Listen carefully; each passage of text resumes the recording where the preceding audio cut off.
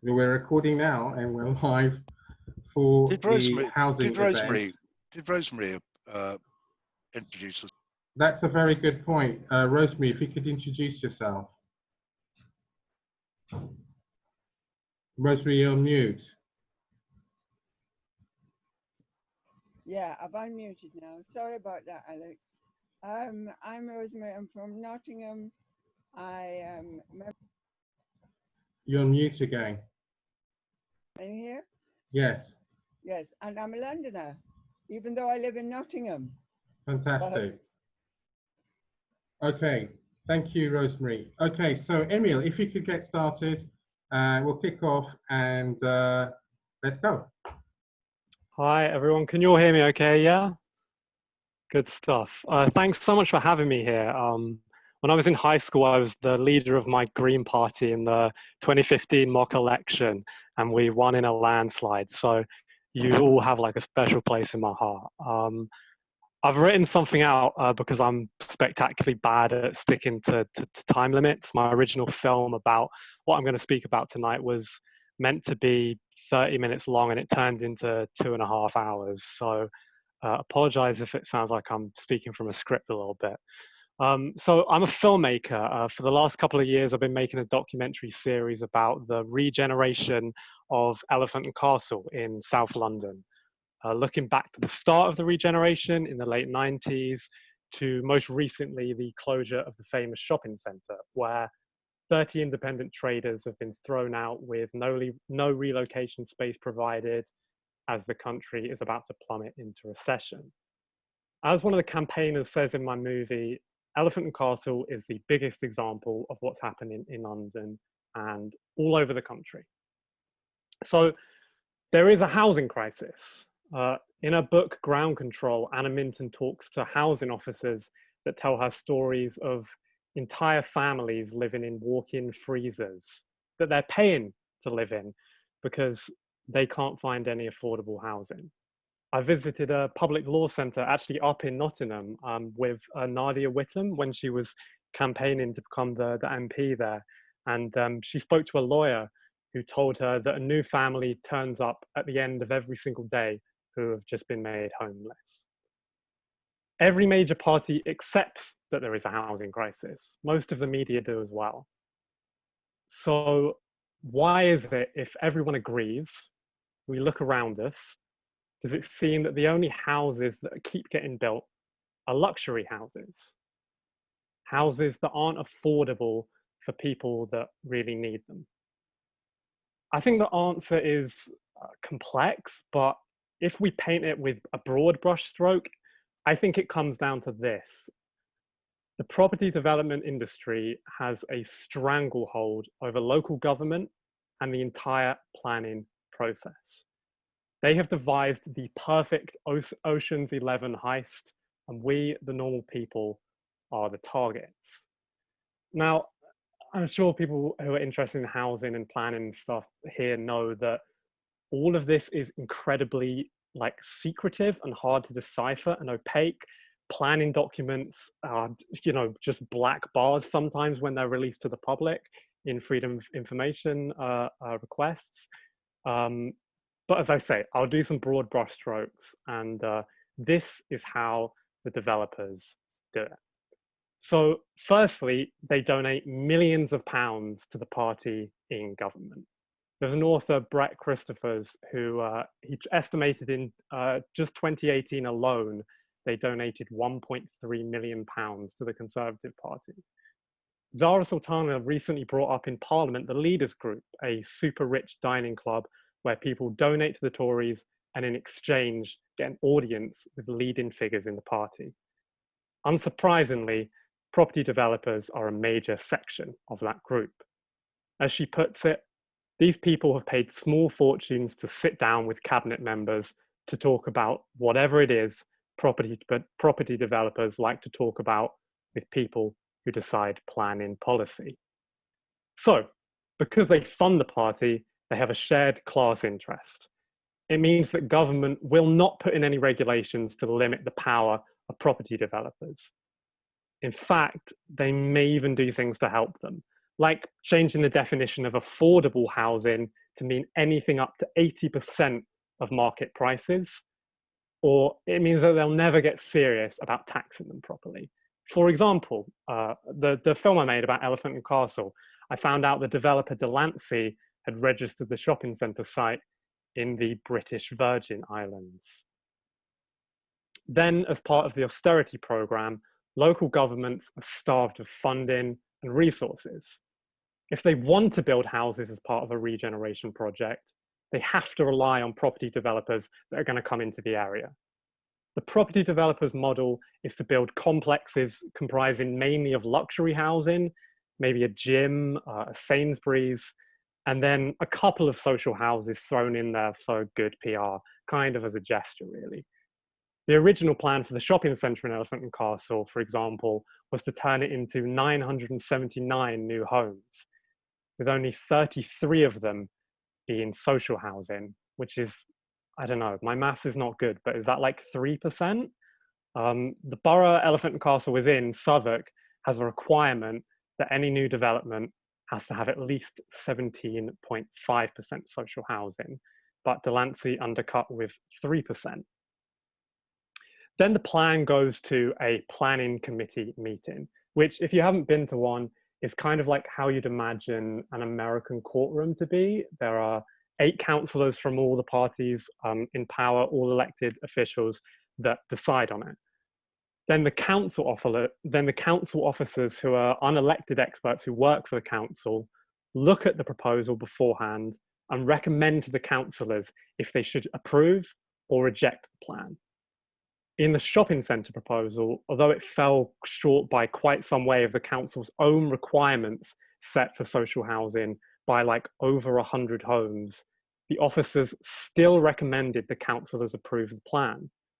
Maybe they know if they rejected it, the developers would just kind of go, all right, fine, well, we're going somewhere else, which would mean instead of at least getting some social houses getting built, they would get none built. Or maybe the council officers just don't really think luxury houses are a bad thing. I don't know. The councillors voting in the planning committees are not experts. They're given a very short amount of time to look through incredibly dense, incredibly long, incredibly boring planning documents. Many read it in their spare time after their normal day job. I sat in planning committee meetings next to campaigners who whispered to me holes in the plan, in the developers, like what they were saying to the councillors, and the councillors didn't clock what the campaigners said to me till about 15 minutes later. So the campaigners who are trying to fight to save their area are the real experts on this stuff. They really know how these plans are going to affect their area. And in the meetings, any objections the scheme has from them normal people, from the campaigners, they only have a strict 3 minutes to speak out against it to the councillors. 3 minutes very, very strictly to make their case. On top of this, in the very, very rare event that a proposal is rejected, the developers can take the council to court where they can use their vast amount of resources to basically force it through. Or the mayor can step in and override the planning committee's judgment, which happened with another development in Elephant and Castle, the 251 building, which is a wholly luxury housing complex. The council actually rejected the plan, but the then Mayor of London stepped in to override the decision and approve it. Yeah, that Mayor of London was Boris Johnson at that time. But in principle, the council can reject the proposal, which the developers really, really don't like. But luckily for them, there is a revolving door between the development industry and councils. The developer behind the shopping centre bid, Delancey, for example, in their shopping centre proposal, they hired a property consultancy firm called Carville Ventures, which is founded by a guy called Kim Humphreys, who just happens to be the former deputy leader of Southwark Council and the executive member for housing. Now, Carville Ventures also employs a woman called Catherine Bowman, who was the former cabinet member for regeneration.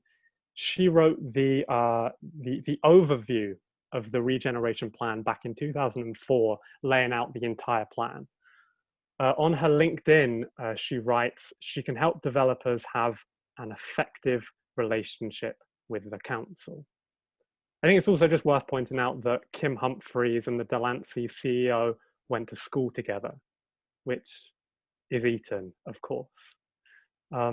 There's so much more to say about it, and perhaps we can talk about that a little bit in the Q&A afterwards. But I hope that's like a little bit of a brief insight into how property developers basically own the planning process. And I think until we stand up to them and directly confront them, the people making money from luxury houses, they're going to keep getting built instead of genuinely affordable housing that so many people need in this real time of crisis. Thank you very, very much for listening. Excellent. Thank you very much, Emile. That was brilliant. I hope people also had the opportunity to look at least the first part of your documentary, which also covers some of what you spoke about. That's brilliant. I'm just thinking, does anyone have a question? I know the Q&A is at the end, but does anyone have a question now? For somebody who is slightly novice in this, the whole question of affordable, I've always thought was a bit of a joke, because you don't do anything that isn't affordable, so it's a misnomer anyhow. But what's the purpose of having, quotes, affordable housing? Is it that it can only be sold to a particular category of person, or what are the rules around it? Well, affordable housing is like as I mentioned in the in my talk, like it now can mean, the government changed it in 2011, so it can now mean, if I'm getting this right, someone point out if I'm getting it wrong, they changed it to mean 80%, up to 80% of market rent. So anything with the term affordable on it doesn't really mean anything. And within affordable housing, it breaks down into lots of different categories. And one of them categories is social housing or council housing, which is the genuinely affordable housing. And sometimes, when they say social housing, it actually means social rent equivalent, which is not council housing. Yeah. So, I mean, I'm not too sure because I agree with you. Like, every housing should be affordable, and it seems kind of crazy to even like, it's like they're admitting, well, this is the affordable stuff and this is the not affordable. This is unaffordable, yeah, but we're going to sell it to you anyhow. Right. Okay. Yeah. I mean, is it supposed to be restricted to only people who can, quote, afford it? Unaffordable. Affordable. Yeah, I mean, I think Tyrone's just put on the chat, he'll cover that. I mean, I'm sure Tyrone knows lots more than this about me. Okay, excellent. Okay, thank you. Thank you. Okay, so we're going to now slightly change the focus, and we're going to hear Alex speak. Alex, I have a question. You do, but we're really doing most of the questions at the end, Zai. Is that okay? Okay, so Alex, if you could give your talk, and then we'll do the main section towards the end. Q&A towards the end. Thank you. Sure, no worries. So yeah, I'm Alex, and I work for a spinal cord injury charity, and I'm going to start with some words from Vicky, who was a young woman that we worked with, injured in a car crash. Completed her rehabilitation and then was returned to live in her old house. Everything just gets taken away when you get home after leaving rehab, and the loneliness is unbelievable, unbearable. Sometimes I just sit and cry. It's very, very lonely. I can get to the back door, but that's as far as I can go. I can't get anywhere in the house without my husband. I just sit until Ben comes in. It's pure loneliness, and it's horrible. If I sit here and think about it too much, that's when I start panicking. That hour and a half between when Ben goes to work and the carers come in for an hour is just awful. The things that go through my mind are awful, and that's my day. I just sit alone. Loneliness is a horrible feeling. It slowly eats you up. So every 4 hours in the UK, someone is paralysed by a spinal cord injury. There's no warning, there's no time to prepare, there's no way to repair the damage that's been done. And most properties in the UK aren't suitable for wheelchair users. So it's not really a surprise that many people who sustain spinal cord injuries can't return to their own home. Instead, as their time in hospital comes to an end, they face a frantic struggle to try and find somewhere suitable to live. And most of them, like Vicky, won't succeed. So 20% of patients who leave a spinal rehab hospital are discharged into care homes. That's not because they need to be there, it's not because they want to be there, it's simply because it's the only wheelchair accessible accommodation that's available to them. And I want to be really clear here, what we're talking about is people maybe in their 20s or 30s, people with families, being forced to live in what we probably usually refer to as old people's homes. Now, my nan lives in a care home and it's absolutely fantastic. She's surrounded by friends, they've got daily entertainment, the staff are absolutely fantastic. But, you know, however good it is, I don't want to eat my main meal at lunchtime. Wartime era sing-alongs, not really my thing. I wouldn't want to be separated from my wife and my 2 young children. So care homes are only really suitable when there's a clear clinical need or when the resident actually wants to be there. And when someone with a spinal cord injury is put into a care home, it's meant to be interim. You know, it's a short-term solution whilst permanent accommodation is sorted. But because there are so few accessible homes, interim usually becomes long-term, and the reality for most of our client group is that they're going to be there for a year or maybe 2 years. And once you hit that 2-year mark, very few of them will ever actually get out at all.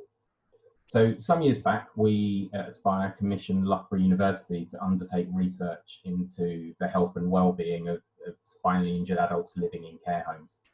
And the study reported that being in a care home directly leads to a reduced quality of life.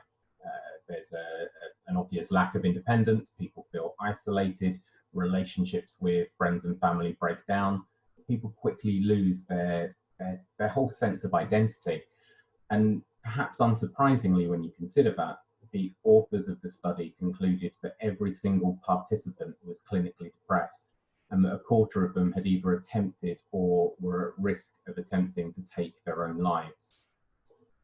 So if you think that 1 in 5 spinally injured people go to a care home, you can understand why the majority do all they can to avoid that situation. And for most of them, that's going to mean moving to a home that hasn't yet been adapted to meet their needs. Very often, that's going to mean that someone will leave hospital in an ambulance, they'll be carried up to their living room, they'll have their wheelchair set up for them there, and the chances are the doorway to the living room is too narrow for them to get back out of that room. And even if it's not, there's probably not much else in the house that they can get to anyway. So they'll have a hospital bed set up in the living room, maybe they've got their commode chair in the corner.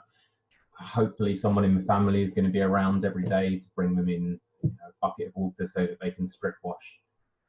And that's the scenario that Vicky faced. And I think when you consider the sort of thing that she would have had to have gone through, you can understand why very quickly she's at the point where she does very little but cries.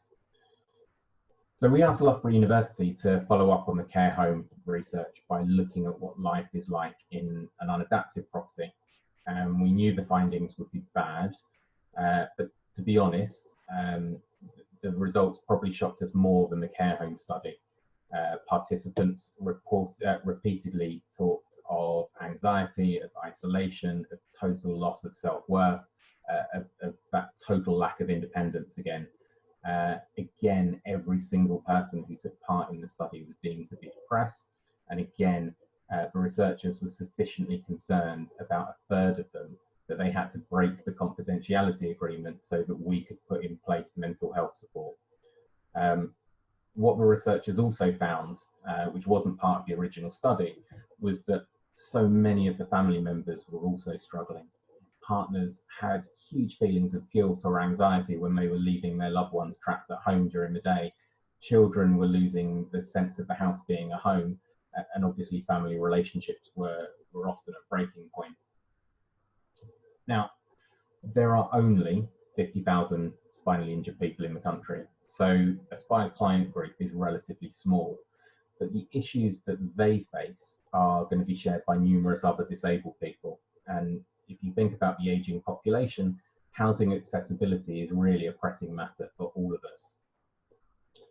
2 years ago, the Equality and Human Rights Commission published the findings of its inquiry into housing and disability. And the report revealed a chronic shortage of accessible homes and the continuing failure to respond to the unmet housing needs of disabled people. It identified that building regulations in England and Wales have produced houses that are generally inaccessible, particularly for people who use particularly for people who use wheelchairs. And the result is that in England, only 7% of homes offer even minimal accessibility features. So building on that, Aspire conducted research last year into the lack of accessible housing. We sent freedom of information requests to every local authority in England, looking at data on the numbers of accessible and adaptable homes being built in their areas and on waiting times for social housing. Only a third of authorities actually responded to us, and of those, only half could tell us how many accessible and adaptable social homes have been built in the last year, and only 8% knew how many of those homes were built to be fully wheelchair accessible. When it came to private homes being built, only 5 authorities in the whole of England had any idea about accessibility levels. That research looked at the number of people on the social housing waiting list for accessible homes and those on the general needs waiting list too. And what we did was quite crude, but we compared the numbers of homes being built in each area against the waiting lists to give us an idea of how long it would take at current rates to clear those lists. Across England, it would take 13 years to clear the accessible list, but it would take 7.5 years to clear the general needs one. Within those figures, there's wide variation, and in some authorities, the accessible list is moving faster than the general needs one. But what was really clear was just how bad the situation is for wheelchair users in some areas. You know, in one area, at current building rates and looking at the current list, it would take 100 years to clear the waiting list, which is obviously just ludicrous. And in many areas, it was tens of years for all those wheelchair users to be housed. In the 8 worst performing authorities, it will take over 5 times longer to house those needing accessible accommodation than those who don't. So what we've got across the country is a situation where we don't have enough accessible homes, we aren't building enough accessible homes, and in many cases, we don't even know how bad the situation is because no one's keeping the data. What we see at Aspire with people being discharged into care homes and unadapted properties is a direct product of that failure. And it's a costly failure too, certainly in terms of individuals' outcomes and future life chances, but also in direct costs to the taxpayer. When you put someone into a care home when they don't need to be there, it's so much more expensive than allowing them to live independently in their own home. You know, you're probably looking at £600 a week for some of these care homes. It's ludicrous. When you take away someone's independence, they've got no chance of returning to employment. So they're just going to be sitting there instead of getting back out to work. And when you have inadequate accommodation, it directly leads to secondary complications that then requires further costly healthcare interventions. And it really doesn't have to be this way. If you build accessibility into a property from the start, it costs a fraction of adapting it later on. We've got accessible properties as part of the service that we deliver at Aspire, and when we show them around, one of the most common reactions is, wow, I wasn't expecting it to be so nice. I thought it was going to look like a hospital. But wider doorways make rooms light and airy. If you've got a wider hallway, it means you can get a bike or a pushchair into the hallway and not have to clamber over it when you want to get back to the front door. Having an accessible home doesn't penalise someone who isn't themselves disabled. But despite the obvious benefits, housing developers don't want to change the way that they've always done things, and they actively lobby against accessibility targets being set. And a lot of what has already been said in the first presentation rings absolutely true when it comes to accessibility as well. You know, there are pockets of good practice out there. There are developers, and they're usually the small volume ones who like to do innovative things and try things out. But when you're talking about individual examples, you're not doing enough to tackle a national problem, and that problem is only getting worse. So it was once put to me that as we all live longer, the only correct answer to the question, are you disabled, is not yet. And as the demographics of society continue to change, our housing must meet not just today's needs, but those of the future too. New developments should presume the need for inclusive design without local authorities having to find data to justify specific local requirements based on what they are or aren't aware of at this particular moment in time. And accessibility should be on our radar just as much as affordability and sustainability. And only once we start doing that will people like Vicky and the thousands of other disabled people actually be able to get on with their lives. That's great, Alex. Thank you very much. That was really interesting and gave great insight into something that not all of us think about, really, and that we really should think more about. Again, I'm going to allow just one question, if anybody has one. Okay, I'm going to ask Zai if you could ask your question. Hi, Alex. Thank you for a really informative and educating report. Great organisation, Aspire. My question is that I'm aware that kind of in the 80s, 90s, and until quite recently, there were actually housing associations that specialised in housing for special needs, and also until maybe the last 15, 20 years, local authorities also had especially, for special needs housing in terms of officers identified for getting people onto the housing lists and properties. Have you actually found anything in terms of how that has exacerbated the situation, and actually how disabled people with mobility difficulties are actually able at all any longer to access or bid for properties in the social housing system? It varies authority to authority. There are numerous systems out there. Some have entirely separate accessible lists and non-accessible. Some the two are together. One of the things that we spend a lot of time doing within our housing team at Aspire is helping people get the right priority banding. So someone who has accessibility needs should be a priority, particularly where a lot of the people we're working with are technically homeless. But it probably won't surprise you to hear that an awful lot of them have been incorrectly assessed, have a low priority banding, and therefore, no matter how many times they bid on properties or what they do with the local authority, they're never going to be successful. So people need to understand what they should be entitled to, how the assessments are carried out, and then actually be able to bid on the properties with a fair chance of getting them.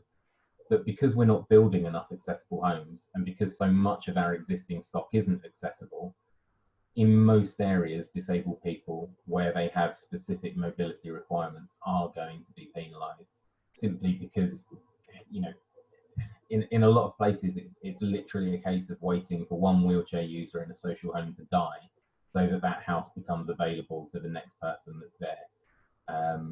And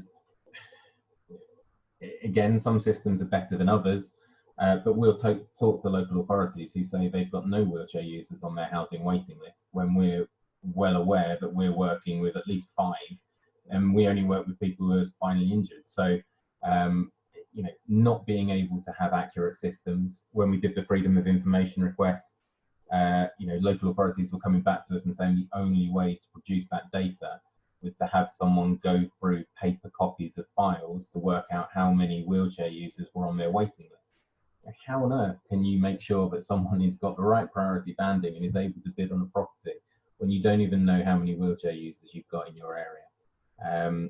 So there are both the lack of stock and the lack of system and joined up thinking makes a huge difference. Thank you very much, Alex. So we will have other questions. As I said, the Q&A will be at the end. That was just a taster. So we're going to move on to Tyrone Scott, who is going to talk about homelessness and the housing crisis with that angle. Okay, thanks a lot, Tyrone. Hey everyone. So yeah, I'm going to be doing a sort of presentation on London capital in crisis. So looking at our housing crisis in London, and I'll be framing it around sort of three main things, which will be homelessness, cost, and supply. So the supply of homes, cost of homes, and homelessness as the original one. Now, when we're looking at the housing crisis, we could cover all sorts of topics. These are the three sort of ones that focus on as sort of some of the main catalysts for the housing crisis we find. We obviously have a national housing crisis, an exceptional national housing crisis, but you know, like with many things, it is much more acute here in London, and we face much worse situations when it comes to cost, supply, and homelessness in London than many other parts of the country. So this is very much focusing on London, and we'll see some of the comparisons when I go through the presentation, which I'll share in a moment. Just make sure everyone can hear me okay as well. So I'll just, yeah, great. But I'll make sure I speak up if just to make sure. Great. So I'll have the noise. We'll get the neighbours hearing about housing crisis as well. We'll get everyone on board. I'm just going to make sure that I'm coming through the microphone's coming through the headset. It is, so okay, hopefully that's as loud as I can make it. Anyway, so yeah, we'll go through the presentation in a moment, and to be clear, everything we're speaking about, or I'm speaking about here, is in regards to rent. You know, there is almost a separate crisis when it comes to the house cost, you know, for private ownership, but that's almost a whole other topic really in reality. So this will be focusing on rent, which is often caused by the high housing costs, but you know, there's so many renters now and more renters than homeowners, which is overtaken well, less than a decade ago, which is shows a trend, you know, when compared to sort of 50-60 years ago, it was such a small percentage. So it's a massive change there, but again, that's almost a separate topic of conversation. And yeah, just very quick background. So I work for a national housing charity as a community organizer. I do work for Shelter, but I'm not here officially in my Shelter capacity, just because of party politics and neutrality, and me being quite not a prominent Green, but a vocal Green person, and having stood in the general election and whatnot. But that's, yeah, a bit of background with me. But I've worked there for 7 years. I've worked in housing advice, housing casework, legal casework, and local campaigning. So I've tried to have different types of experience, and I've worked across 2 cities. I started the housing career in Sheffield, and I'm now been working in London for the last few years as well. So it's given a bit of a nice overview. And yeah, it's interesting that there's a massive problem in Sheffield too, but you really see how different it is here compared to everywhere else. But what I'm going to do is I'm going to share this screen, and hopefully everyone should be able to see a PowerPoint presentation. Cool. And is it a full screen of a PowerPoint presentation you can see? Excellent. Sorry, I've got so many windows open. I'm just trying to share the window, but I'll make sure it's sharing the correct window, which it appears it is. So that is good news. Okay, brilliant. So I'm going to try and whiz through this. I'm going to look at my phone a few times, because I've done this in like half an hour. I've done this in like an hour and a half, you know. It depends. I'll be quite quick. It's 2014 now, so yeah, I'll try and be as quick as I can. But yeah, so London, a capital in crisis. We've done this a number of times over the year for a number of different audiences in my work capacity. I've varied it a little bit, but it's just sort of frames and snapshots the housing emergency. And as I said, we're looking at homelessness, cost, and supply. Covering quite a lot of stuff quite quickly, but hopefully it just gives things to look into further. And you know, just triggers things to look into in the future, because it's a hard thing to even cover these three things in a short session, you know, but we'll do it as best as we can. So initially we'll look at homelessness, and homelessness is relation with the housing emergency. So this is homelessness and temporary accommodation, and let's look at some of the facts and figures from this for London, and these are from shelter reports, Trust for London reports, the GLA reports, and government reports. All the latest figures. I had a painstaking going through these figures a couple of months ago, but they should all be up to date now. But we're looking at 170,000 people recorded as homeless on any given night. And it's worth bearing in mind this does not necessarily mean sleeping rough. And this is often, it's almost speaking about that hidden homeless, as it were. So 163,000 people living in temporary accommodation at any given night. And that's so it's a very, very high number there. So that equates to about 70,000 households, I believe, 80,000, but obviously there's children in households, so 4 numbers is very high. Another 5,000, 5,500 in temporary accommodation provided themselves. So, you know, they're homeless, they may be safe surfing or whatever they're doing. And in these figures, they always have to be conservative estimates, you know, so you can get relatively accurate numbers about local authority temporary accommodation, or, you know, pretty much guaranteed accuracy with a, you know, bit of leniency. But, you know, we don't know how many people are actually you know, self-serving when it comes to trying to solve their homelessness issue. And even the rough sleeper on any given night, you know, there's 1,200 people sleeping rough on any given night, which is a ridiculously high number. But, you know, even that is a conservative estimate. You know, these figures are counted in ways that sometimes aren't the best. You know, it depends on the borough. Nothing is it's down to the boroughs, but, you know, it can be a few street sweeps a month, you know, around the borough, counting what you see and then reporting that back. And it's not a foolproof exercise at all. You know, if you go around in the evening, a lot of the people that you're looking to count are going to be in their various places, but hopefully for themselves, no one knows where it is, because they don't want it to be, you know, they don't want to be found and everything. So these figures, again, are conservative estimates. So yeah, 60,000 households in temporary accommodation across London. So you're talking 2-3 members of the household equates to 160,000 people. And this is a bit of a well, interesting statistic, or scary, and that's over 67% of all the households in England that are in temporary accommodation are in London. So again, it shows how acute the issue is here in London compared to other areas of the country. We still have an issue, but we almost have to address them separately from London's. And 21,000, so 36% of all the households in temporary accommodation in London are placed outside of their local area and outside of their borough. And, you know, I could go for a while about the issues that causes, but you're away from your support networks, often, you know, isolated in different areas, often moved from northwest London to southeast London. You've never been in that area before. Often you're a young single parent households in temporary accommodation. The demographics, you know, very much swing in that favour. It's a big concern when so many are placed out of borough. And if you ever are interested in more stats, Trust for London have done a very recent report for every single borough in big detail about out of borough placement. So Trust for London report is really interested on that. And yeah, 2018 to 19, over 800 million was spent on temporary accommodation across London, which is a staggering amount. Of course, it'll be slightly higher again the following tax year. That's incredible. You know, we think about where that money could be spent. We talk about the lack of social housing, the lack of generally affordable rented properties in the capital, and it's hard when you know that councils have spent 800 million on temporary accommodation across London. So that's oh, and yeah, that's 74% of the total spend in the UK is in London on temporary accommodation. So again, it really shows the problem here and how staggering that is. So, you know, I'm just gonna break these numbers down a little bit locally, and I think I've already taken too long just for that one slide, but it's just so hard because there's so much to say about these issues. But I've just broken down a few of the main boroughs, and again, this is all on Trust for London. You can find these particular stats in full detail, and also the London GLA have a temporary accommodation living in limbo report, which has some of these stats too, if anyone is interested. But again, yeah, the amount of households of highest numbers of households in temporary accommodation boroughs. You can see Newham, Enfield, Hackney, Harrogate, Southwark and Westminster.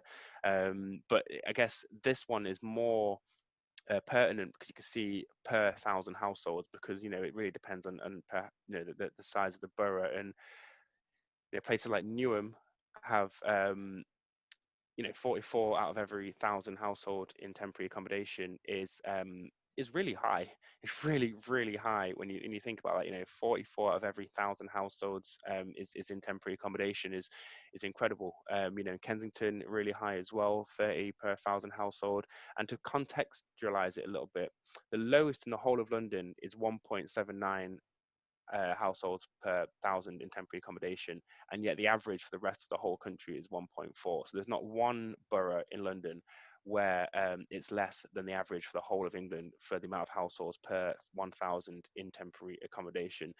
So again, it really just highlights how acute that issue here is in London, and even Merton, which is really not that high dependency on temporary accommodation, is still higher than what you see in everywhere else in the country. And the average for London is 16, which is 16 times or 15 times the average for the rest of the country. So it's really quite worrying numbers, especially because they have grown year on year. There's no sign of the numbers slowing down. So seem to have gone back. And then just a quick one, we're looking at spend. As I said, over 800 million across London, but 61 million spent Newham, 54.5 Hackney, and 48 million in Westminster on temporary accommodation. And that's generally the way then that money is spent is that the majority of the residents in temporary accommodation are reliant on housing benefit for their to pay their rent. The temporary accommodation providers are aware of this, so they charge their rooms in temporary accommodation as the maximum rent that they can, because they know it will be covered by housing benefit, and the council then pay that. It's a bit of a scandal, to be honest with you, and it's a bubble that will one day burst. And there has been some investigations into this already, and I'll when I come on to rents and stuff, it will expand on this a bit further. But really, it's just down to the housing crisis being exploited, and temporary accommodation providers often, they're part of that because they know they can charge those very, very high rent for these temporary accommodation rooms, because they know if that will get covered by housing benefit in many times. But that's of course cost to the council, and therefore cost to the taxpayer. So some staggering numbers there. I'm sorry, not much of this presentation is it's very positive. I've just realized as I'm going through, so I posted a disclaimer beforehand. But yeah, and then this is just, as I was saying before, this is the exponential rise here. There was a very small dip, it seems, in 2017, but the trend is that this is a continual rise in number of households in temporary accommodation, and we know that because this only goes up to 2018, this graph, and the year later it was 170,000, so another 5,000 on top of there. So is a concern, and it's something that needs to be addressed. But obviously we can campaign for it and talk about what we like, all the different campaigning charities and everything, and activist groups. But the government have to act, because we know they're the ones who can address this. And then just quick looking at some of the social groups it impacts. This is from a report, A London, a Capital in Crisis, you can find in the Shelter website. But we're looking at the social groups that are affected by the housing crisis. The percentage of the main homeless applicants in London, 32% white and 58% minority ethnic, and you can see how that's a disparity to the percentage of the population. So that's just a quick snapshot of the inequality faced by those from minority ethnic backgrounds when it comes to accessing housing and avoiding homelessness. And again, when we look at the gender imbalance there as well, I mean, that's obviously it's 50-50 when it comes to percentage of adults in London, of obviously the genders listed here as men and women, but in when it comes to percentage of adults in temporary accommodation, 65, so 2/3 women compared to 1/3 male. And working in housing, you do notice that it's often single parent households who find themselves in temporary accommodation, and yeah, it's really disproportionate, and it's just another thing that highlights the inequality, and that seeps into housing as it does into all different sectors and walks of life. But of course it affects housing as well, and I'm just sure this be reflected in many different things as well. It's not just inequality in housing, but it really shows inequalities when it comes to race and when it comes to gender, and it affects housing as well. So that is a very quick snapshot of homelessness and the issues of homelessness in London, which of course we could go into much more detail. I thought just doing a quick time check. And then now we move on to the secondary one, which is rents, and the cost of rent.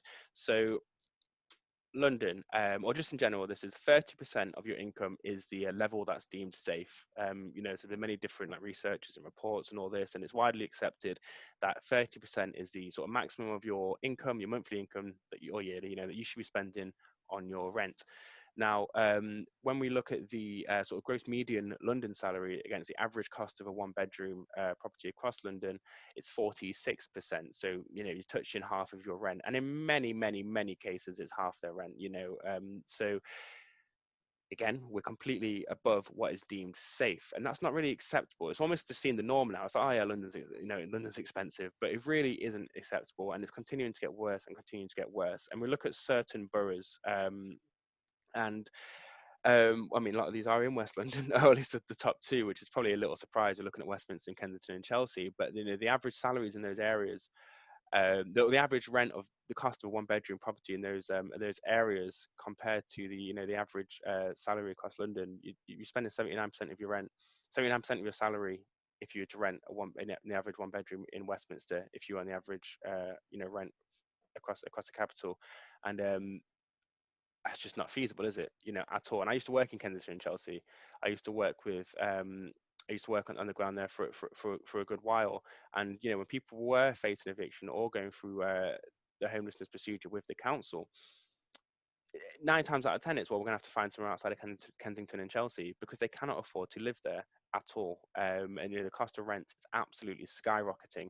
And this is why it's very important that we have to have affordable rents. But the word affordable, as as Emile said at the start, is a touchy word, because now there's affordable and there's what we actually know is genuinely affordable. And I'm going to break that down a little bit more on the next slides as well. So, oh yeah, actually, before I do that, just this was just the next slide as well, which was about the amount of your the rent that you're spending on your salary. So amount of your rent you're spending on your rent, amount of your income on your rent. I keep saying the wrong way around there. Little tongue twister.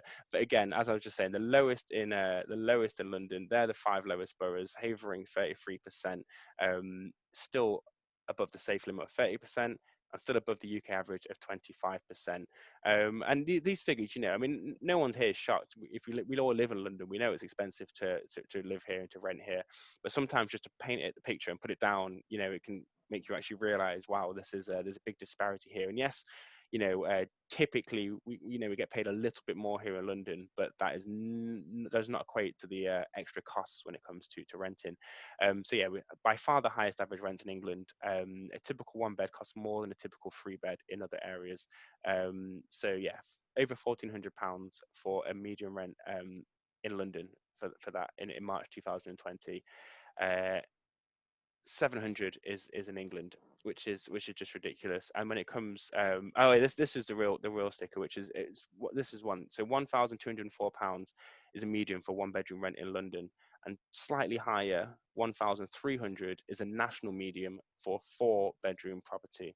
So basically, if you're renting across the country, the average median price in London, same price will get you a 1-bed, that will get you a 4-bed for the national average across the rest of the country. And that's just such an imbalance that has to be addressed, because it means that we're driving local communities outside of the capital and the areas that they grew up in, and it's just not a sustainable model. And there's many reasons why the cost of rent is increasing so high as well, but there's no acceptable reason for that, and I can guarantee income are not rising to levels to afford that. I know I can't afford £1,204 to rent myself a 1-bedroom flat in London. So if we look at this, just like London is an expensive city to live in, as we know, and it's particularly acute in London. But if we look at the average, or look at the increase in rent again over the years, and again, I don't have time to go into the full detail of the different prices, but it really just shows it continuing to rise. And that sharp and disproportionate rise in rents has created an often impossible situation for many private renters on low incomes.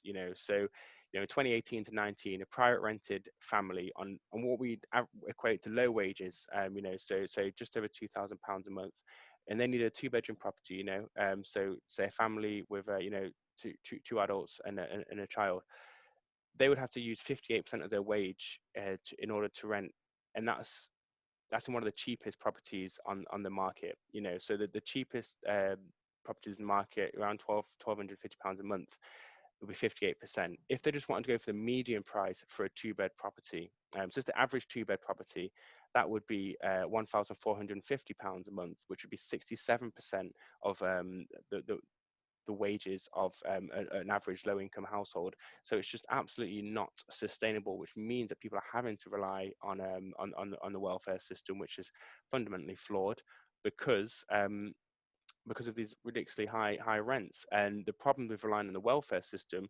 is that there are fundamental issues with it. And I'll just try and explain that again quite briefly. I'm sorry, I've covered a lot of things quite quickly, but through local housing allowance. And I'll just quickly explain what local housing allowance is. So if you went privately, you may be entitled to housing benefit to help cover your rent for many different reasons. Now, if you are entitled to housing benefit, what you are entitled to is called a local housing allowance. When what that says is, in this particular area, so it could be Hackney or Westminster, for example, there's a website you can go on, and there's a big calculation behind it that says if you're entitled to a 2-bedroom property, so your household size is entitled to a 2-bedroom property, this is the maximum amount of housing benefit that we will give to you for this 2-bedroom property. So there's a general illusion that housing benefit covers everyone's rent, you know, and then that's how housing benefit works, and that's how it generally, I guess, should have worked in practice, or at least a majority of the rent. But what actually has happened? Well, in 2011, local housing allowance was cut to cover only the bottom 30% of rents in each rental area, and this was a national cut. And then there was a 4-year freeze introduced on local housing allowance as well. So what this oh yeah, sorry, PRS, private rented sector. I do apologize. I've just looked at the chat there. Private rented sector. If I ever say PRS, I mean the private rented sector and private rented homes. So if you are renting in the private rented sector, you can apply for housing benefit if you're entitled to it, and it will tell you what you can how much they'll give you. And you can be entitled to local housing allowance if you're a single parent. You know, you're a single parent household, you're relatively low incomes, you could have a disability, and you know, any reason why you need to claim benefits, you'll generally be able to look to get housing benefit as well. But like I say, if you're getting privately rented accommodation, you're subject to the local housing allowance, which tells you how much you'll be entitled to. So at the start of 2020, local housing allowance did not cover the bottom 30% of rents anywhere in London.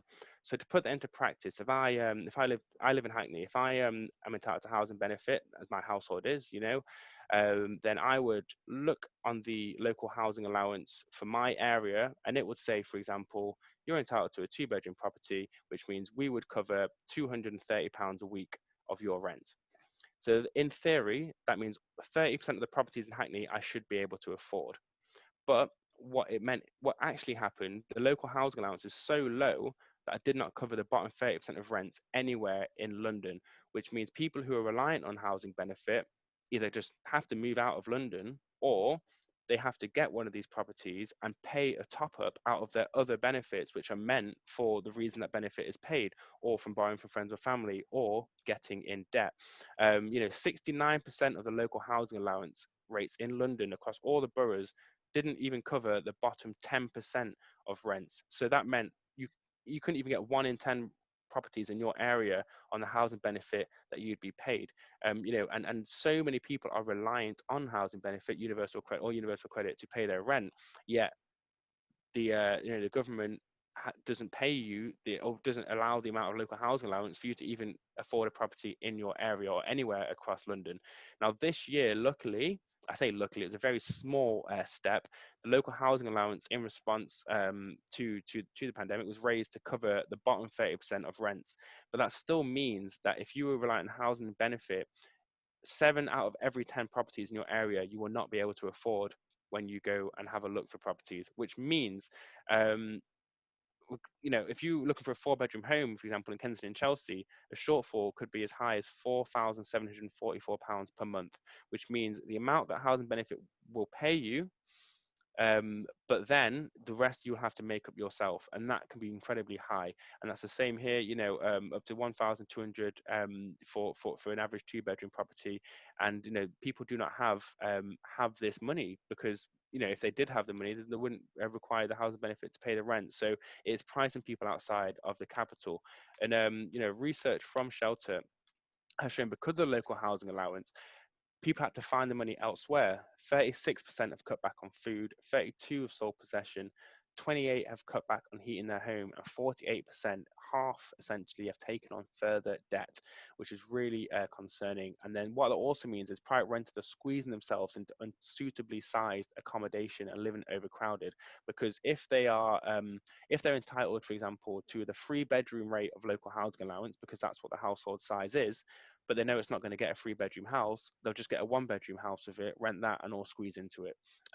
Absolutely unacceptable, but that's what people have been forced to do. So doing okay for time. I'll try and do the rest bit in like 5-10 minutes. So I'll go through this quick, but you know, in the pandemic, especially to contextualize it a little bit, you know, it's been very challenging for everyone, but for those in inadequate housing, it's been much harder. You know, 55% of private renters in London said they were worried about their mental health in the event of a further lockdown, and this was taken just before this lockdown was announced. And 30% worry about their housing situation in such an event. This has now happened. It's a concern that half of private renters have said they'd be concerned about their mental health as a result of further lockdown, and here we are in this further lockdown. So that's very concerning. We know that 3 million new claims are made nationally. So this isn't London, but we know how high the percentages are for London with these things often. 3 million new claims for universal support being made since March 2020. There's 3 million new households who will be relying potentially on the local housing allowance, which we already shows doesn't cover your rent. Now, this is a big issue if you're looking for housing, but for many people living in the pandemic, they've lost their job whilst they're already living in housing, but they had a rent which equated to the job that they had. You know, they had an affordable rent at the time. They lose their job, they realize they have to get universal credit, and universal credit tells them, well, the local housing allowance says that we can't cover your rent. Actually, we can only cover 20% of your rent. You've got to find the money elsewhere, and I don't know where that is being found. So real concern there with that. I'm just going to move on to supply, because I'm pretty sure this is my longest section. So to move on to supply, I'll be quite quick, but some staggering numbers here, to be honest. So 243,000 households on the waiting list. I'm gone too fast, actually. 233,000 households on the waiting list across London, and 60,000 households in temporary accommodation, like I've already said. 3% of all homes built across London last year were social homes. We spoke about house building a bit already in the first part there from Emile, and you know, 3% of all houses built across London were social homes. And when, you know, we'll see why this is such a big issue in a moment when I speak about the cost of different types of affordable rents. But yeah, that's not good when there's 243,000 households waiting for social housing. That's what the waiting lists are. 534 social homes were built 2018 to 19 across the whole capital. 534 social homes are built. So out of 243,551 people on the waiting list, what, the last 551 have been served for that 1 year? You know, that's a never ending cycle. And it's because social house building has just ceased in London. So, you know, IBKC, Wandsworth, Bexley, Kingston built none, and that was just one of 10, 15 who built none that year. Hackney, I show this because Hackney are the highest in London. They built 225 social homes in 2017 to 18. So they built 17% of all the houses across Hackney were social homes, compared to 3% across the borough. But still, you know, even the best performing borough in the capital, there's nearly 13,000 households on the waiting list, 3,000 temporary accommodation, 225 social homes built, and that's a best performing borough in London for social home building.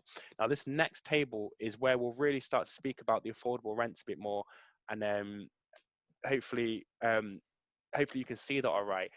But basically, these are affordable housing completions in London by tenure. So a bit of background has already been given about the changes of the definition of affordable rents, and you know, the 80% of market rent being the definition for affordable, which is absolutely not affordable, because market rents are, you know, astronomically high. But now, affordable housing, there are many different brackets under affordable housing. And again, this is all down to rent. And as we said earlier, the breakdown. So we have social rent, which is generally affordable housing. And you'll see on the next slide what I mean by generally affordable. There's London affordable rent, which is a city scheme, I believe. There's affordable rent, intermediate rent, affordable home ownership, shared ownership. These are all classed as affordable housing. There's also now London living rent, which is a new rent. The reason this is important is when a new developer comes in and does a development, there used to be, and there still often is, but there used to be social housing targets, you know, and often there still can be, but there needs to be X amount of social homes. But the issue we have now is when it's X amount of affordable homes is what you need to have under the, you know, the definition of affordable, the official one. It means that they can choose almost between these different types of properties to build. They can choose, oh, I might not do social rents, we'll do some at London affordable rents instead. And you'll see on the next slide why that's such an issue. But you can see here on the numbers how they've dwindled. You know, we were building 6,500, 7,500, up to 11,500 social homes a year in 2011, which, by the way, is absolutely not even nearly enough still, and dwindling slowly down to 534 2018 to 19. And you can see how the others started to go up. The affordable rents, London affordable rents, which by next year will skyrocket again, and affordable home ownership and shared ownerships schemes as well. But the decline in social housing is getting overtaken by other affordable rents, which generally aren't affordable as social rent is. And to show this, we'll look at the different average costs. So social rent, actual social rent, for a 2-bedroom property, 2018 to 19 this is, the average for a new let was £500. And the maximum was 650. So, you know, that's a price. London affordable rent, the maximum is 690.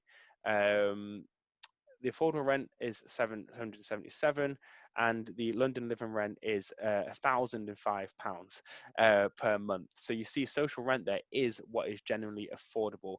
And we look to the next slide here, and this really shows that because you know, for these affordability of different renting tenures for 2-bedroom properties here, it's a monthly wage of 2,167, which is the lowest 20% wage for a household who would require a 2-bedroom property. So we're showing low-income households here. If it was a social rent, they're spending 23% of that income on rent. That is deemed safe, and it's a UK average. Every single other type of what's meant to be officially affordable rent is unsafe, 32%, 36%, 41%, and then we get to the private rented and 58%, 67% for these types of homes of your rent. Wages will be spent on your rent. So social homes are the affordable rent option, but they are no longer being built. And I'm going to quite quick now on the last couple of slides. So this one is very worth I'm just going to go over this. It's just the boroughs that have a disappearance of social housing delivery. So the blue bars, social homes are built in 2011 to 2012. The red bar is social homes 2018 to 2019. You're not seeing many red bars.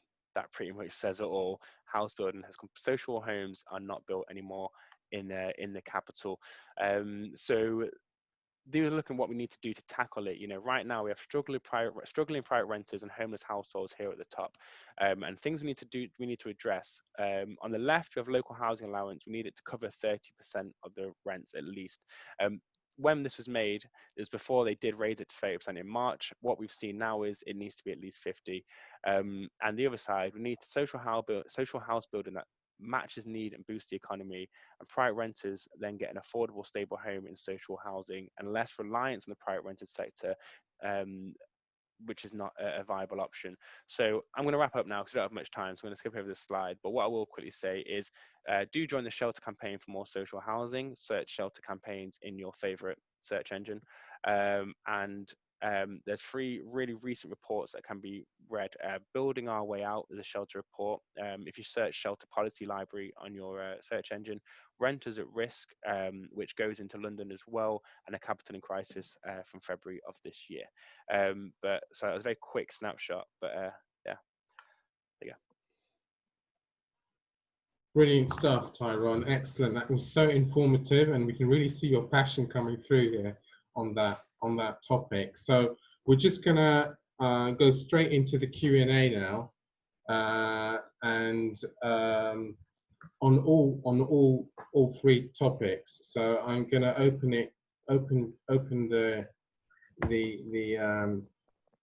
the questions to the floor, but I might just pick a few questions, maybe one or two from the chat before we start that.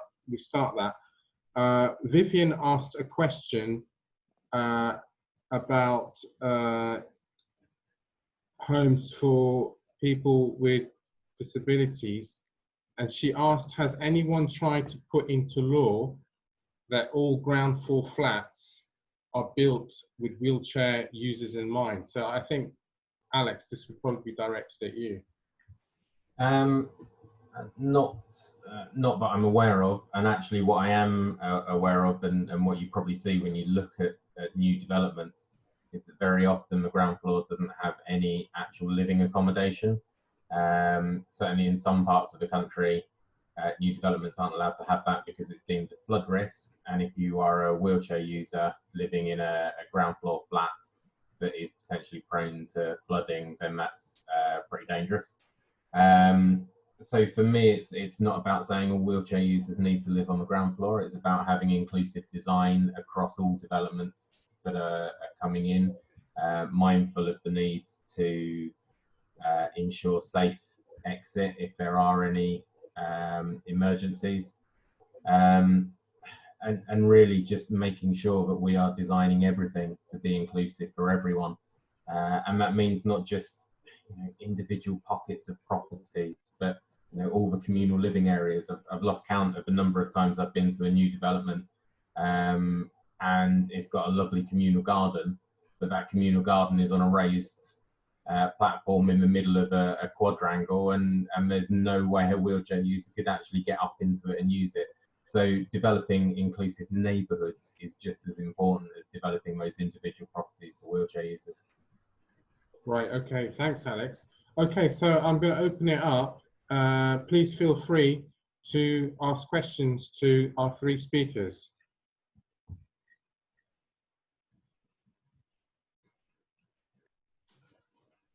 Zai. My question is with regards to, and kind of opening out disability, not to just spinally injured, but I don't know. Firstly, I'd like to ask each ourselves, how many disabled people have you actually seen sleeping rough? And did you ever believe that that would be happening? And then to the other people, our presenters, in terms of, what is happening for all the disabled rough sleepers? Because certainly my observation, and I live in Lambeth, is, clearly many people who are rough sleeping have some form of disability, whether that be mental health. And I never thought that in my lifetime I would ever see people in wheelchairs and electric wheelchairs sleeping rough on the streets, which I have done. Okay, so who would like to answer Zai's question? Tyrone, have you got any angle on that? Yeah, I mean, I do think that's something that I've noticed more recently, and I think an absolutely valid point in when you say not all disabilities are visible either, but I think I've noticed that the visible disabilities I feel have been more prevalent when it comes to rough sleeping and street homelessness recently, and it's something that has caused me concern, and I feel like there's a piece of work to really understand why that is the case, because technically there should be laws and safeguards in place to ensure that doesn't happen. I mean, unfortunately, we don't have laws in place to ensure that nobody should become homeless in this country. I mean, that's what the case should be. But when it comes to the council, what the council have to do in regards to people who are vulnerable or deemed vulnerable, is that there's not many circumstantial situations in which they wouldn't have a legal obligation to ensure that they are housed. But what I'm seeing, and what you were seeing, and what is clearly evident, is that's not the case. But I don't really know why that is now, or why I've seemed to have noticed it more as well. But I completely agree with you. It's something that I feel has increased. It's is awful. But technically and legally speaking, the council should have a duty to those individuals. And for me, what it comes down to is going to be that whilst they've got a duty of care to put that in place, what they don't have is the stock that is wheelchair accessible, which then means that what they're being placed into isn't going to be suitable, and some people are going to make that choice to go and fend for themselves rather than with the unsuitable accommodation that they've been placed into. I can think one of the trends we're starting to see over the years at Aspire are local authorities placing newly injured people fresh out of hospital, never lived as a wheelchair user before in society, can't go back to their old home, technically homeless. The local authority has a duty to house them, and one of the places that they have access to is hostels that are used for as halfway houses for people coming out of prison or on drug rehabilitation setups. And we've got young people who are feeling incredibly vulnerable, have had the most traumatic experience that anyone would ever go through, and that is where they're placed. And 50,000 people spinally injured, it's a small percentage of disabled people in the country. If you think that 1 in 7 of us is disabled, there's 1 million wheelchair users. So what we see at Aspire is going to be a small percentage of what's really going on. And I don't think it is surprising that a lot of disabled people who are found homeless are going to end up thinking that living rough is better in some circumstances than the emergency temporary accommodation that the local authority can offer them. Yeah, that's scandalous. Emile, do you have any angle on this question? I'm by no means any expert in this. So just to say, it's always just like such a stark just reflection of just like the country, when filming around Elephant and Castle and stuff, and seeing just luxury houses being built and people asking for money, in wheelchairs outside of these construction sites. I mean, there's no greater metaphor, I think, for where we're at, for where we're at in housing in London than that. Yeah. I mean, I work for the NHS, and I work in HR, and so I get to know where a lot of our employees work, and a lot of them live outside London. They have to commute huge distances. I mean, I work at St Mary's in Paddington. I just realised they can't afford to live in London. They're living in the home counties, and I think more and more people are being pushed out of the city. Really, they just can't afford it. Good. Any other questions from yeah, Rosemary?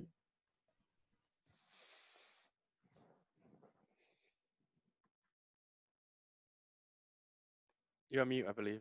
You're on mute, Rosemary.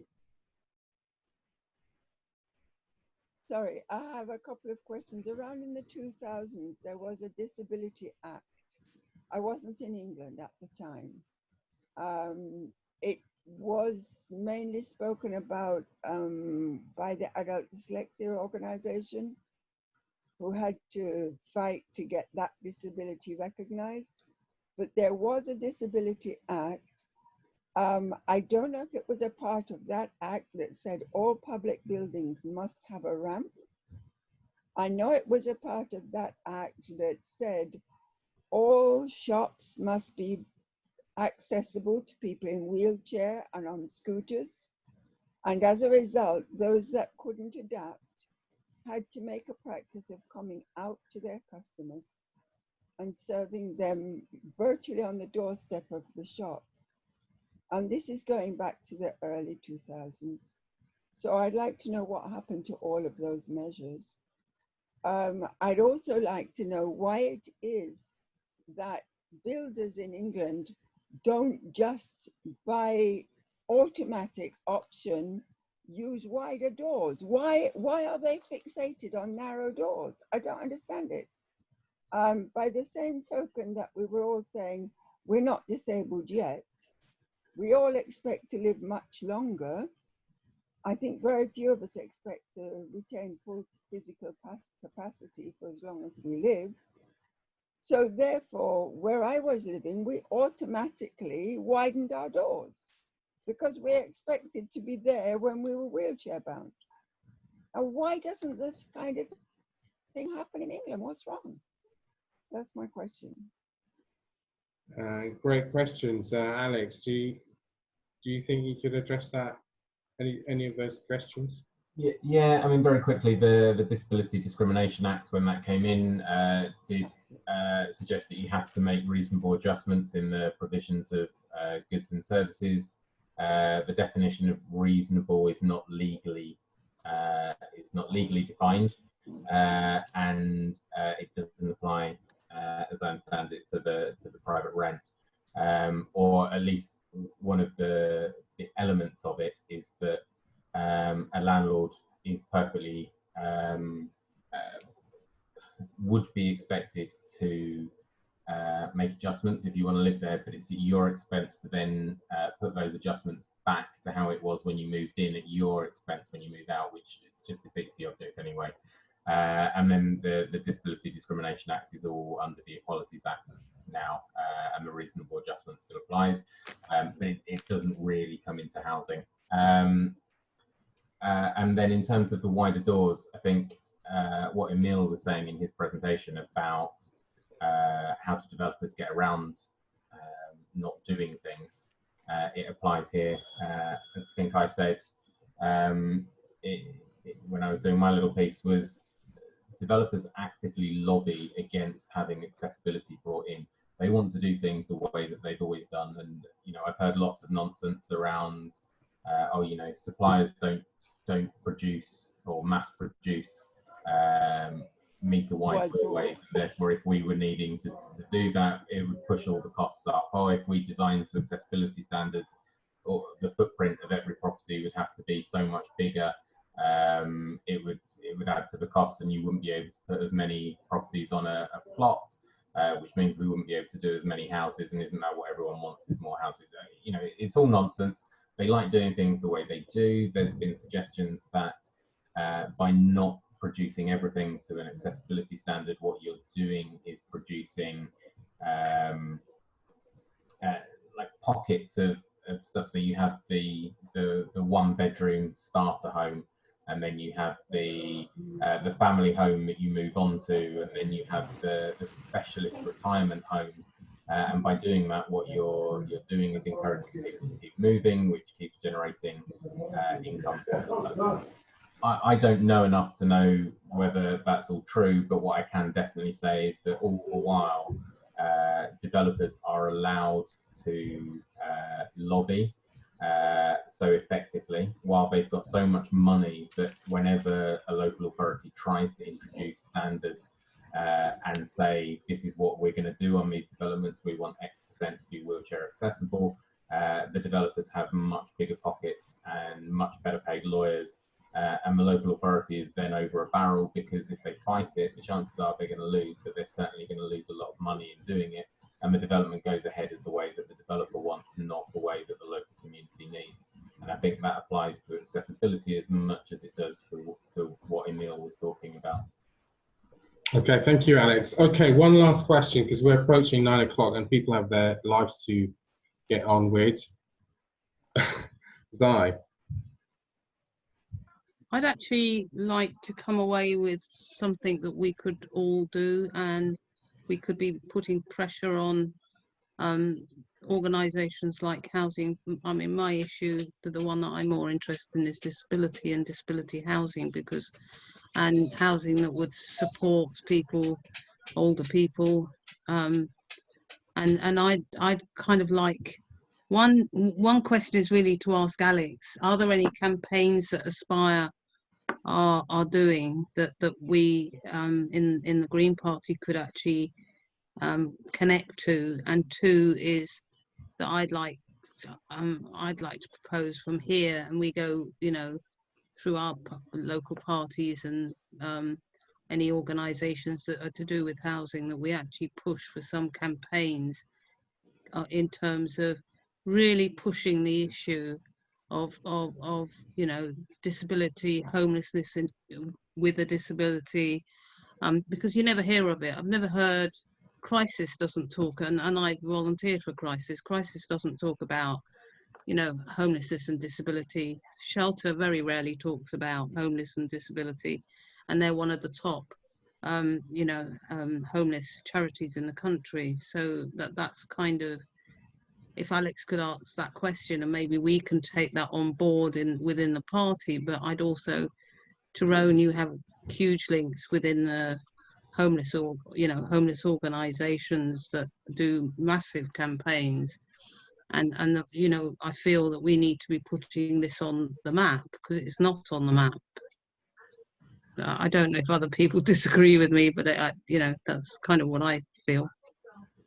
I definitely agree. I really, really do, and I think it's something that places like Shelter do have to look and consider these things, and start approaching things a bit less just broadly, you know. So right now we do a lot of campaigning. We talk about the, you know, the housing crisis in a very broad spectrum, without really understanding how it differently affects different groups, you know. And it's something that we've I say we, but Shandon Shelter's only just sort of embarked on that journey on. So I know, for example, when it comes to race, for example, only just, and it's again well too late, beginning that journey to really understand and do actually try and build policy and stuff around that disproportionality. And I think the same has to be done when it comes to disability as well. And it means stepping outside of our comfort zones and looking to work in collaboration with other organisations to have that expertise there, to look to do things like joint campaigning and joint reports. But massively, I think there's an issue sometimes with the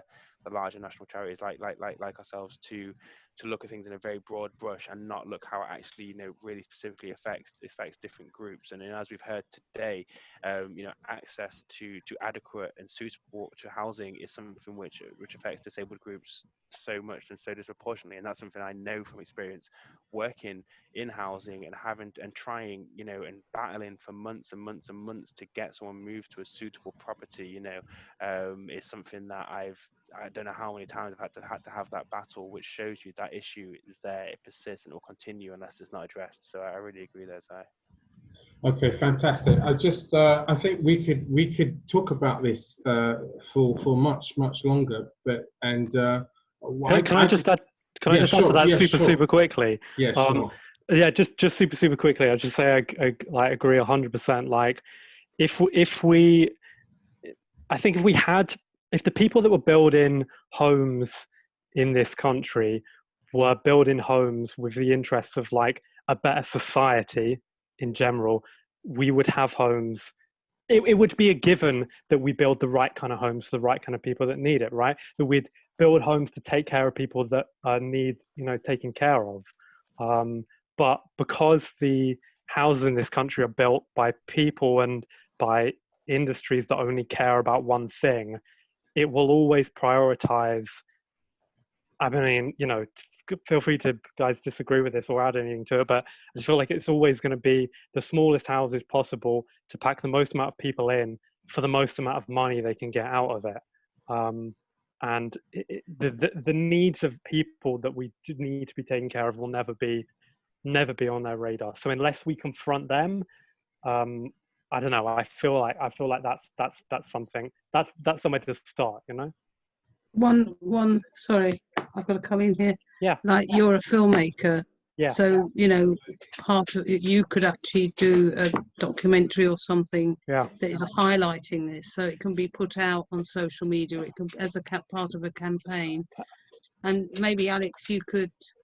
Is Aspire got some campaigns that need to be pushed further and wider? And so at the moment, when we're not doing campaigning work, one of the effects of this year, as I'm sure you all know, is that charities have taken a bit of a hit, and campaigning for us as a small organisation has kind of been one of the things that we've had to do away with, whilst we focus on just getting the services out there that are really needed in the here and now. But we have been working with a collaboration that's involved Shelter and Have Intake as some of the big players, and the Town and Country Planning Association, who have a Healthy Homes Act campaign that is well worth looking at. And I think some of that involves both accessibility and safety, and a lot of the stuff that we've been talking about tonight. Great.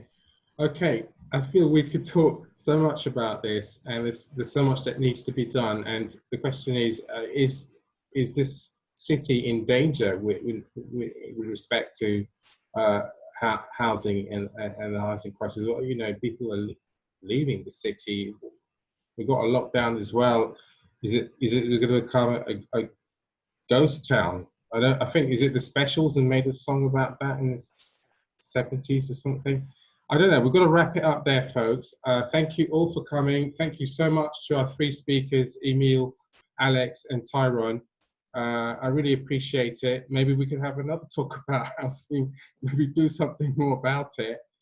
We have to end it there. It's 9:05, but thank you so much for attending, all of you. And I'd just like to say that we have the Green Party do regular events. Our next event is in January, is on a completely different topic. It's actually on green investing. Thank you again for everybody who attended. Like I say, the West Central London hold regular events. Do come along if you are interested. Check out our website, and we're also on Facebook. Okay, take care, everybody. Have a good evening. Thank you, guys. Bye. 3 fantastic speeches. Cheers. Thanks. Bye. Cheers. Cheers. Bye-bye.